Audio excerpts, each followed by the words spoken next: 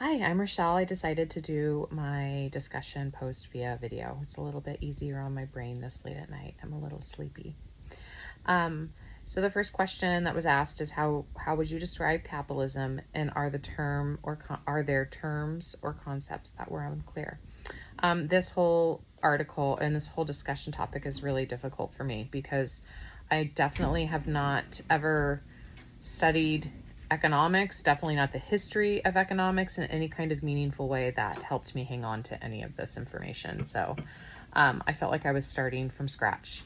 But my understanding is that capitalism is an economic system that's characterized by a free market, which means that there's no government regulation.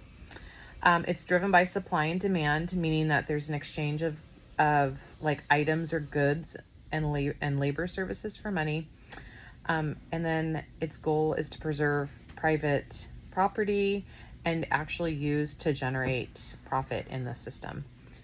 You just basically, it's kind of what we live in. It's a capitalist society is one where you have to work to survive. Once I figured out when they started referencing it to socialism, and I started realizing that socialism is the exact opposite as capitalism, I think things got a little bit more clear for me. The second question that was asked is, what does looking at capitalism from a historic perspective add to your understanding of it? Did it shift any of your previous beliefs about capitalism? And explain.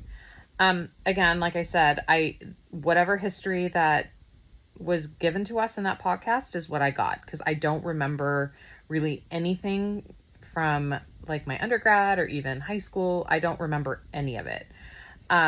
So for me, like when the history of capitalism was discussed, it didn't surprise me because I'd never heard of any other time in US history where we weren't capitalist. Or I think when they were talking about there's certain times in history where people were wanting to move away, and that we should be really worried about it. I think that that was news to me. And I was like, wait, is this another thing that fluctuates in just in our society? Like, how out am I when it comes to this kind of stuff? Like, I didn't realize how much I didn't know. So, and then we did know that the economy is deeply tied, or like strongly tied to social work policy. So I'm really thankful that I'm learning this. But I think after reading that part, I really hope, and the thing that just still is sticking with me is that I hope we never get to a socialist society. Nothing terrifies me more than to think that my life is going to be dictated or governed by politicians that I feel like don't look out for anybody but themselves. And then finally, what are some underlying values and tensions inherent in capitalism, and how do they relate to the values and tensions in social work policy? Well, two things struck me. Both involve people who are making the decisions are most likely are people in power. So in both, I feel like in both arenas, there are people who have money, who are rich, or holding positions of power, which usually are the rich people or those who are part of the dominant like belief, coming from the dominant belief system.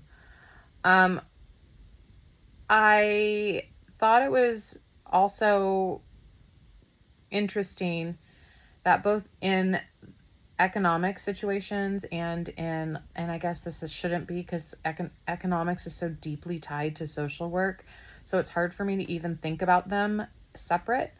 But in terms of both of them and their values, they always want to blame the people in power, always want to blame the individual.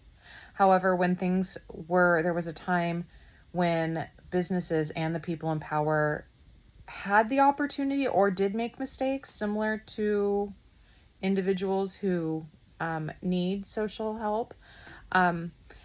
They got bailed out by the government. And so their mistake didn't come at any kind of expense. So they didn't lose anything. They didn't lose a house. They didn't lose their investments. They didn't lose money. The government came in, swooped in, and saved them. So So considering that, I find it really ironic and very much like they're hypocrites for then turning around and then saying, okay, these people who have maybe made a mistake financially, like whatever, and find themselves in hard times, like all of a sudden it's their fault and they don't feel bad for them and they find no mercy for them when they themselves have benefited from the mercy and welfare of the government. But people who don't have money don't deserve that same respect. It's very double-sided, and I've thought about it before. Like when all that stuff was happening, I thought about it and I was like, that is so messed up. That's not the way the world should work. Like if you make a mistake, there's a consequence. And those people never got consequences, and yet they're so unforgiving and of those who may need help because they did make a mistake. So I really was happy to hear that that was called out in the podcast. And that was my thoughts on the podcast and the readings.